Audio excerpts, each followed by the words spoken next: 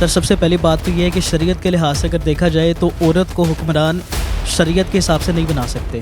ہمارے سیاسی کلچر ایسا ہے کہ ہماری جو سیاست ہے وہ خاندانوں سے باہر نکل ہی نہیں پا رہی. آپ کا کہنے کا مقصد ہے کہ اپنے مفادات کے لیے یہ شریعت کو بھی نہیں مانتے. میٹر یہ کرتی ہے کہ آپ ڈیلیور کیا کرتے ہیں. عوام آپ کو تب پسند کرے گی جب آپ عوام کے لیے ڈیلیور کریں گے.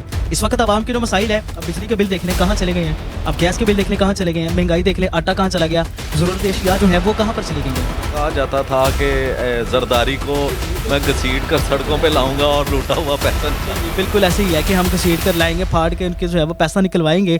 تو وہ باتیں بھی آپ کے سامنے ہیں. اور اب دیکھیں 2017 کے اندر جنہوں نے ناموس رسالت کے اوپر پہرا دیا ان کے اوپر شیلنگ کی گئی, اسٹریٹ فائر کیے گئے, ان کے اوپر پانی کے اندر تیزاب مکس کر کے پھینکا گیا. ٹھیک ہے جی, لاشیں گرائی گئی. پھر 2018 کے اندر جب پاکستان تحریک انصاف کی حکومت تھی اس وقت بھی رمضان کے اندر روزے کی حالت میں رسول اللہ صلی اللہ تعالیٰ علیہ وسلم کا نام لینے والے لوگوں کے اوپر فائرنگ کی گئی, شیل پھینکے گئے, حتیٰ کہ یتیم خانہ چوک کے اندر مسجد رحمۃ اللہ علیہ کے ارد گرد کرفیو لگا کر اس کو جام کر دیا گیا.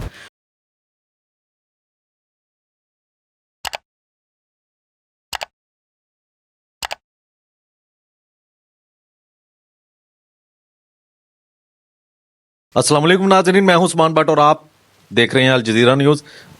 ناظرین, آج ہم بات کریں گے وزیر اعلیٰ پنجاب مریم نواز کے حوالے سے, جنہوں نے پنجاب کا منصب تو سنبھال لیا ہے. کیا وہ اپنی ذمہ داریاں احسن طریقے سے نبھا سکیں گی؟ اس وقت ہمارے ساتھ ماجد قادری صاحب موجود ہیں. ان سے کچھ سوالات کریں گے اور ان کے جانیں گے جوابات. السلام علیکم. وعلیکم السلام. ماجد بھائی, وزیر اعلیٰ پنجاب کا منصب تو مریم نواز نے سنبھال لیا ہے. کیا وہ پنجاب کی ذمہ داریاں احسن طریقے سے نبھا سکیں گی؟ جی بالکل سر, وزیر اعلیٰ پنجاب مریم نواز نے اپنا منصب جیسے تیسے کر کے, وہ آپ کو بھی پتہ ہے وہ کس طرح سے وزیر اعلیٰ بنی ہے اور مجھے بھی پتہ ہے, جیسے تیسے کر کے وہ وزیر اعلیٰ تو بن گئی ہیں اور ان کا یہ فرسٹ ایکسپیرینس ہے. اور ابھی دیکھنا پڑے گا یہ کہ جیسے جیسے دن گزریں گے ویسے ویسے ان کی کارکردگی بھی سامنے آئے گی. پھر ہم اس کی بنیاد کے اوپر جائزہ کریں گے کہ کیا وہ اس منصب کے لیے اہل ہیں بھی کہ نہیں. ویسے ابھی تک جو انہوں نے اپنی پروگریس دکھائی ہے وہ اپریشیٹیو ہے, ان کو جس طرح وہ کام کر رہی ہیں وہ قابل ستائش ہے.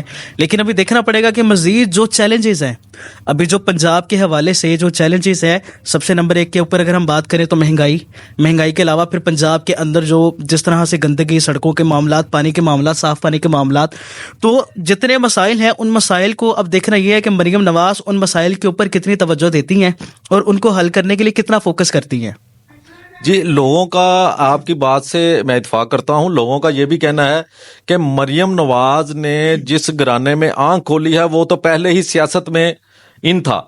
تو کچھ لوگ یہ بھی کہتے ہیں کہ وہ منصب بڑے اچھے طریقے سے سنبھال سکیں گی کیونکہ ان کے والد اور ان کے جو چچا ہیں وہ پہلے ہی وزیر اعظم بھی ان کے والد رہ چکے ہیں اور وزیر اعلیٰ پنجاب بھی رہ چکے ہیں اور یہ سب کچھ اپنے گھر سے سیکھ چکی ہیں.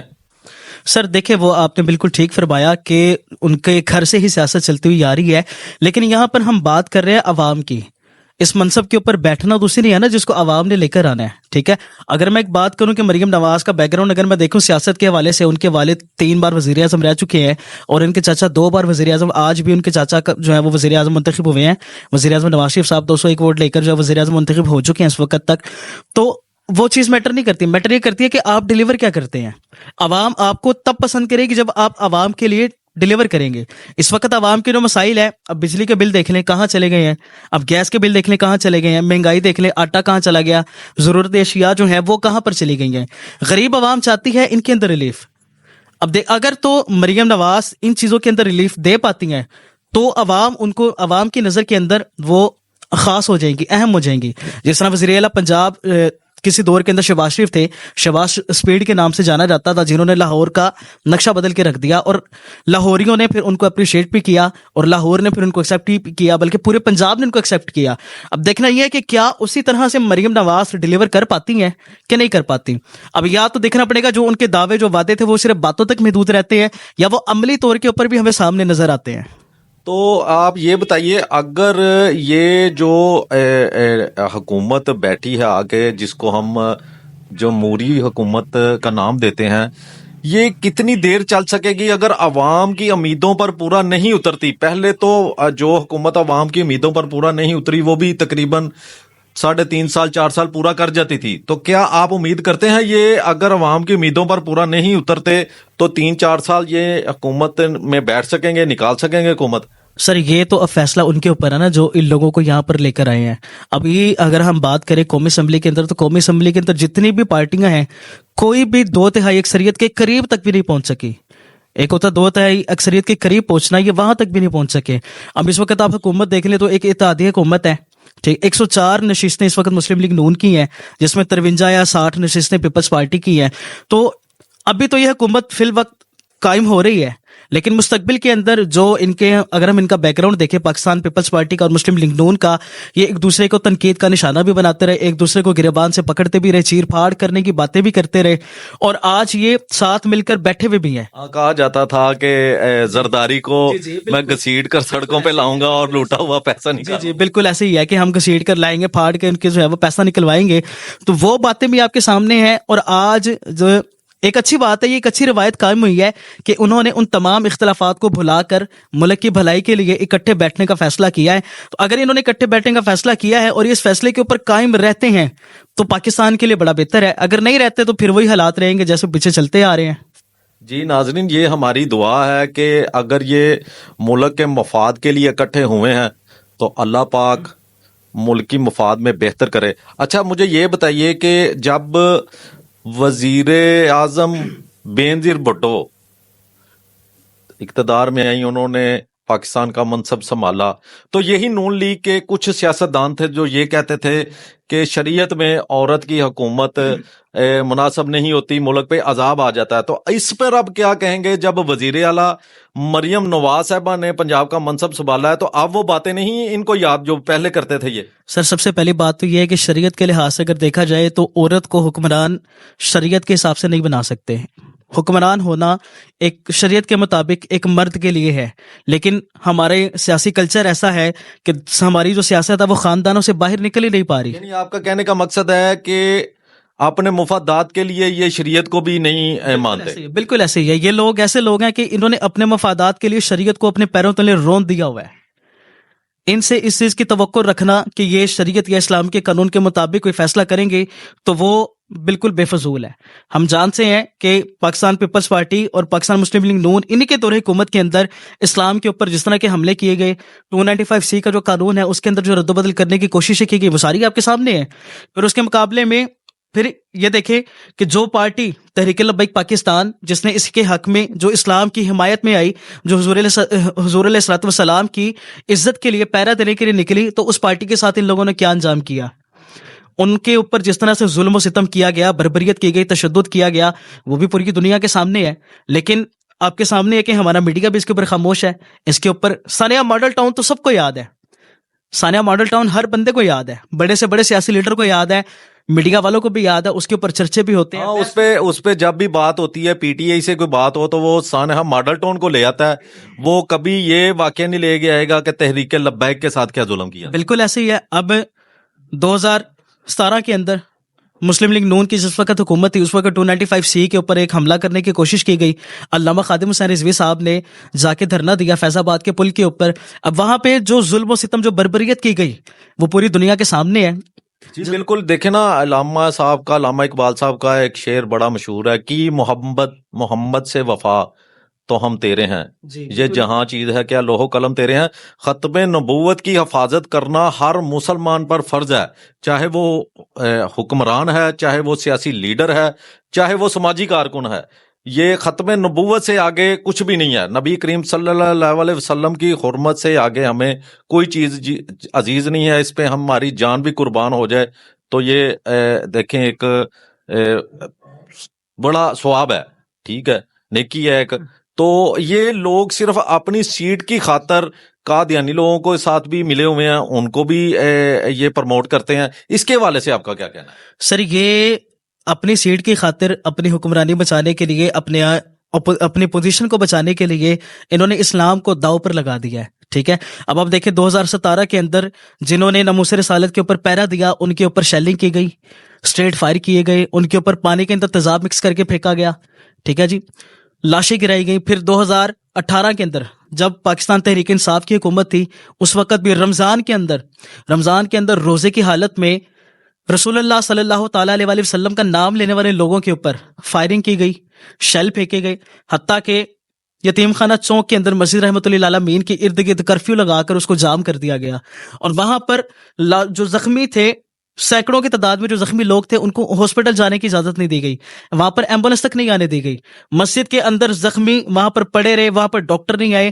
ہم نے اپنی مدد آپ کے تحت ان زخمیوں کی جو ہے وہ تیمارداری کی, ان زخمیوں کی مرہم پٹی کی, اور لاشیں ایون کہ لاشیں مسجد کے اندر لاشیں 2-3 دن تک پڑی رہیں. جی بالکل, یہ خادم رضوی صاحب کے تاریخی الفاظ تھے کہ تم جو ہمارے ساتھ ظلم کر رہے ہو دنیا میں بھی اور آخرت میں بھی ذلیل و رسوا ہو گئے اور لوگ دیکھ رہے ہیں. جی بالکل, مجھے رضوی صاحب کا ایک جملہ یاد آتا ہے. علامہ خادم صاحب رضوی صاحب نے کہا تھا کہ نہ تم صدمے ہمیں دیتے, نہ ہم فریاد یوں کرتے, نہ یوں سنوائیاں ہوتی, نہ یوں رسوائیاں ہوتی. اور آج سارا کچھ بھی ہے, یہ ایک مکافات عمل ہے جو پاکستان مسلم لیگ نون کے ساتھ ہوا ہے, جو اس وقت عمران خان کے ساتھ ہو رہا ہے.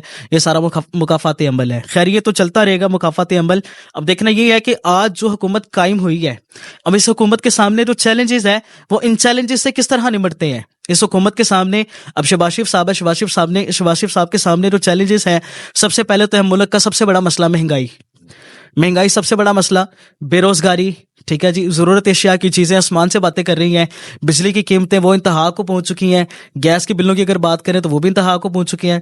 پھر پیٹرول ابھی 2-3 دن پہلے پیٹرول کے اندر جو ہے وہ تقریباً 5 روپے کا اضافہ کیا گیا, 280 روپے کے قریب پیٹرول پہنچ گیا. اور پیٹرول ایک ایسی چیز ہے پاکستان کے اندر جب اس کی پرائز بڑھتی ہے تو آٹومیٹکلی مہنگائی کے اندر اضافہ ہو جاتا ہے. اور سب سے بڑی بات یہ کہ اب آگے رمضان آ رہا ہے, تو دیکھنا یہ ہے کہ یہ حکومت عوام کے لیے کیا کرتی ہے. یہ اس منصب کے اوپر آ تو گئے ہیں, اب دیکھنا یہ ہے کہ عوام نے جو ان سے توقعات لگائی ہیں, کیا یہ عوام کی امیدوں کے اوپر, توقعات کے اوپر پورا اترتے ہیں, یا جو انہوں نے اپنا بیانیہ انتخابی جلسوں کے اندر جنہوں نے اپنا بیانیہ بنایا تھا کہ ہم مہنگائی کو ختم کریں گے, شہباز شریف صاحب, مریم نواز صاحبہ, یا نواز شریف صاحب, یا بلاول بھٹو زرداری, یا زرداری صاحب 2 کنٹینروں کے اوپر چڑھ کے کھڑے ہو کے اپنی تقاریر کے اندر کہتے رہے ہیں کہ جی ہم پاکستان کے اندر مہنگائی کو ختم کریں گے, بجلی کے بلوں کی قیمت کو ادا کریں گے. اور جس طرح سے انہوں نے بطور ان کے جو انہوں نے وعدہ کیا تھا, مریم نواز صاحب نے وعدہ کیا تھا کہ جب ہماری حکومت آئے گی تو ہم پنجاب کے لوگوں کو 200 یونٹ فری بجلی فراہم کریں گے. تو اب دیکھنا یہ ہے اس پہ پورا اتر سکتے ہیں. جی, اب دیکھنا یہ ہے کہ یہ اس کے اوپر پورا اترتے ہیں کہ نہیں اترتے. جو انہوں نے وعدے عوام سے کیے ہیں, یہ ان وعدوں کو وفا کرتے ہیں کہ نہیں کرتے. اچھا, آخر میں مجھے یہ بتائے کہ جب وزیر اعلیٰ پنجاب مریم نواز نے پنجاب کا منصب سنبھالا, حلف اٹھانے کے بعد انہوں نے ایک احکامات جاری کیے کہ مجھے لاہور کی گلیاں صاف ستھری نظر آنی چاہیے, کہیں بھی گندگی کے ڈھیر نظر نہیں آنے چاہیے. تو کیا اس کے علاوہ اور کوئی احکامات نہیں تھے جو صوبائی دارالحکومت میں جرائم کی شرح بڑھ رہی ہے, یا پنجاب میں صرف لاہور ہی آتا ہے اور کوئی شہر یا کوئی علاقہ نہیں آتا؟ سر دیکھیں, پنجاب میں آپ کو بھی پتا ہے کہ کوئی بھی پنجاب کے اندر حکمرانی کرتا ہے تو وہ سب سے پہلے اس کی کوشش ہوتی ہے کہ جو لاہور سب سے بڑا جو گڑھ ہے پہلے اس کے اوپر فوکس کیا جائے. تو آتے ساتھ ہی مریم نواز صاحبہ نے بھی وہی کچھ کیا جو روایتی سیاست جس طرح چلتی آ رہی تھی. انہوں نے بھی ایک ہوا کے اندر تیر چھوڑا اپنی ایبسنس دکھانے کے لیے, اپنی پریزنٹس شو کروانے کے لیے جی کہ میں وزیر اعلیٰ بن گئی ہوں. تو اس لحاظ سے انہوں نے ایک احکام جاری کیا جی کہ مجھے پنجاب کی جو لاہور کی ہر گلی جو ہے وہ صاف نظر آئے. لیکن جو جرائم کے حوالے سے آپ دیکھیں نا, جرائم کے حوالے سے بھی لاہور صفحے اول ہے. یہاں پہ انڈر ورلڈ کی جو کاروائیاں ہیں وہ مزید دن بدن بڑھتی جا رہی ہیں, اس پہ انہوں نے کوئی احکامات جاری نہیں کیے. یہ کیا وجہ تھی؟ سر اس کی ایک سب سے بڑی بات یہ بھی ہے کہ آپ دیکھیں جتنے بھی جرائم پیشہ افراد ہیں ان کے پیچھے کوئی نہ کوئی بڑی سرپرست ہستی ضرور ہوتی ہے جس کی نگرانی کے اندر وہ سارے جرائم چل رہے ہوتے ہیں. اگر میں لاہور کی بات کروں, لاہور میں جتنے بھی جرائم ہو رہے ہیں تو اس کے اندر کہیں نہ کہیں ہم دیکھیں تو جو ہمارے سرکردہ لوگ ہیں, جو ہمارے حفاظت کرنے والے محافظ ہیں, وہ بھی کہیں نہ کہیں اس کے اندر شامل ہوتے ہیں. اب میں سمپل آپ کو ایک بات بتاتا ہوں کہ چند دن پہلے میرے دفتر کے بعد میرے ایک امپلائی کے ساتھ ایک واقعہ ہوا. رات کو تقریباً 3 بجے کے ٹائم وہاں پر کچھ لوگ موٹر سائیکل پہ آئے, اس کے انہوں نے جو ہے وہ پستول رکھی اور اس سے اس کا 1.5 لاکھ کا موبائل تھا وہ لے گئے, اس کی بائک وغیرہ لے گئے, سارا کچھ لے گئے. اب اس بندے نے یقین میں نے پولیس کو کال کی ہے, اور پولیس کتنی دیر بعد آئی ہوگی؟ تو 1.5 گھنٹے کے بعد وہاں پہ پولیس جائے وقوع کے اوپر پہنچی ہے. وہ تو ان کا روایتی انداز ہے نا سارا کام ہونے. مجھے بتائیں کہ جب 1.5 گھنٹے کے بعد پولیس آئے گی تو عوام کو کیا انصاف ملے گا؟ جو جس کا نقصان ہوا اس کو کیا ریلیف ملے گا؟ وہ تو خاک ہو گیا, وہ تو رل گیا. اصل میں مجھے یہ بات بتائیں کہ جو بھی حکومت آتی ہے وہ سب سے پہلے پولیس کو ہی کیوں اپنے انڈر کرنے کی کوشش کرتی ہے کہ جو ہم کہیں وہی ہو؟ سر دیکھیں نا کہ ان کے پاس سب سے بڑا ہتھیار عوام کے لیے پولیس ہی بچتا ہے. پھر انہوں نے عوام کو روکنا ہو، عوام کو اس کا حق لینے سے روکنا ہو. جب بھی عوام سڑکوں پر آنے کی کوشش کرتی ہے اپنا حق لینے کے لیے، اس کو روکنے کے پاس ان کے پاس ایک ہی طریقہ بچتا ہے، اور وہ ہے پولیس. وہ پولیس کے ذریعے لاٹھی چارج کرواتے ہیں، شیلنگ کرواتے ہیں، آنسو گیس کی شیلنگ کرواتے ہیں، زور زبردستی کرتے ہیں، ان کو اٹھا کے جیلوں میں ڈال دیتے ہیں، یعنی اپنے نجائز مقاصد کے لیے ان کو اپنا اثر و رسوخ استعمال کرنے کے لیے. اب دیکھیں پولیس جو ہے وہ عام عوام کے لیے تو پولیس ہے ہی نہیں نا. پاکستان مسلم لیگ نون کی حکومت تھی تو انہوں نے پولیس کو استعمال کیا اپنی اپوزیشن کے لیے. پاکستان تحریک انصاف کی حکومت آئی، انہوں نے پولیس کو استعمال کیا اپنی اپوزیشن کے لیے. ان کے حکومت میں تحریک انصاف کے اوپر پرچے بنائے گئے، تحریک انصاف کی حکومت میں ساری مسلم لیگ نون اور پیپلز پارٹی کے اوپر پرچے بنائے گئے. یہ بس ایک دوسرے کے ساتھ جو ہے نا وہ جیل بھرو تحریک کھیلتے رہتے ہیں ایک دوسرے کے ساتھ. عوام مر رہی ہے، بے روزگاری ہے، مہنگائی میں پس رہی ہے، پس رہی ہے، اس کے لوگوں کو اس کے اوپر توجہ نہیں دی جاتی. اچھا مجھے یہ بتائیں کہ وزیر اعلیٰ پنجاب مریم نواز نے جو سرکاری ہسپتالوں میں مریضوں کے لیے ادویات کی فری فراہمی کا اعلان کیا ہے، اس کے متعلق آپ کیا کہتے ہیں؟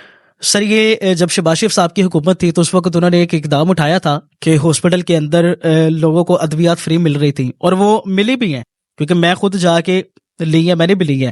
لیکن جب تحریک انصاف کی حکومت آئی تو اس وقت اس پروجیکٹ کو بند کر دیا گیا تھا. اب دوبارہ مریم نواز صاحبہ نے اس کا اعلان کیا ہے، لیکن ابھی تک وہ ہمیں کسی بھی ہاسپٹل کے اندر امپلیمنٹ ہوتا ہوا نظر نہیں آیا. ابھی بھی جو عوام ہے، جو لوگ ہیں، جو مریض ہیں، وہ باہر سے مہنگی دوائیاں خریدنے پر مجبور ہیں. اصل میں آپ کو ایک بات بتاتا چلوں ناظرین کہ ادویات سرکاری ہسپتالوں میں کس طرح فری ملیں گی. یہاں پہ تو سرکاری ادویات چوری کرنے والا مافیا ہی بڑا سرگرم ہو چکا ہے، جو کروڑوں روپے کی میڈیسن ہڑپ کر گیا، اور ان کے خلاف ابھی تک بھی کسی قسم کی کوئی کاروائی سامنے نہیں آ سکی. اچھا مجھے یہ بتائیں کہ جو سرکاری ہسپتالوں میں ادویات چوری کے معاملات ہوتے ہیں، پچھلے دنوں میاں منشی ہاسپٹل میں بھی ہوا، پھر کارڈیالوجی میں بھی ہوا، اس پہ وزیر اعلیٰ پنجاب مریم نواز کو کس طرح ایکشن لینا چاہیے؟